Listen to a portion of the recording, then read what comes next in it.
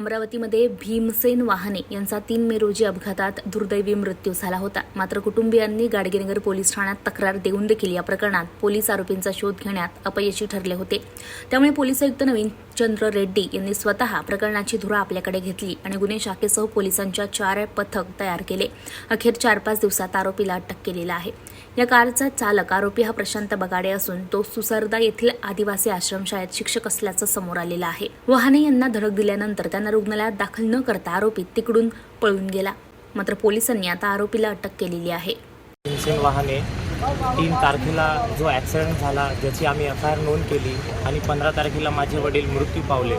सतत पोलीसवाल्यांचा तसेच आमचासुद्धा शोध चालू होता आणि पोलीसवाल्यांच्या तसेच आमच्या प्रयत्नाला यश आलं आणि मी जे आपले कमिशनर साहेब आहे रेड्डी साहेब अमरावती शहरचे त्यांना मी धन्यवाद देतो। त्यांच्या पोलीस पथकाला धन्यवाद देतो की त्यांनी जे आरोपी आहे त्यांना अटक केली।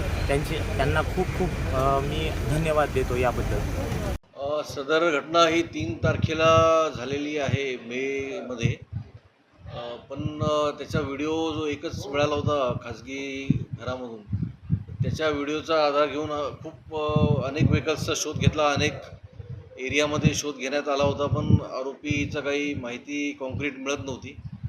याच्यासाठी आम्ही विशेष पथक मग क्राईम ब्रँचचे आणि CIU पथक, पोलीस स्टेशनचे पथक असे सर्व 5 पथक तयार करून टाटा बोल्ट गाडी जेवढी अमरावती शहरात आहे पहिले त्यांचा शोध घेतला, नंतर जिल्ह्यात आणि आजूबाजूच्या जिल्ह्यातली सर्व यादी प्राप्त करून त्या सर्व वाहन चालकांची माहिती काढून त्याला वाहनांचा शोध घेणे, एक वाहनाचा शोध घेण्याचं काम सुरू केलं होतं।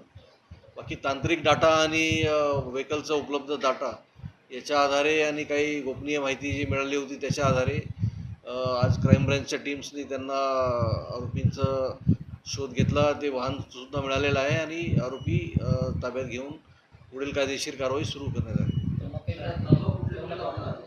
यामध्ये सदोष मनुष्यवधाचा कलम वाढवण्यात आला आहे। यात जे आरोपींचा बिहेवियर आहे, त्यांनी मृतकास तिथेच सोडून जखमीला कुठल्याही प्रकारची मदत न करता पळून गेलेले हे सर्व आपण CCTVमध्ये आपल्याला पाहायला मिळालेलं आहे। आणि एक जबाबदार शासकीय कर्मचारी होता तो शिक्षक आरोपी, ते जबाबदारी सोडून मदत करायची जबाबदारी सोडून ते पळून गेलेला आहे। कलम वाढ करण्यात आलेला आहे आणि यांना योग्य ती कायदेशीर कारवाई करण्याचं काम सुरू आहे।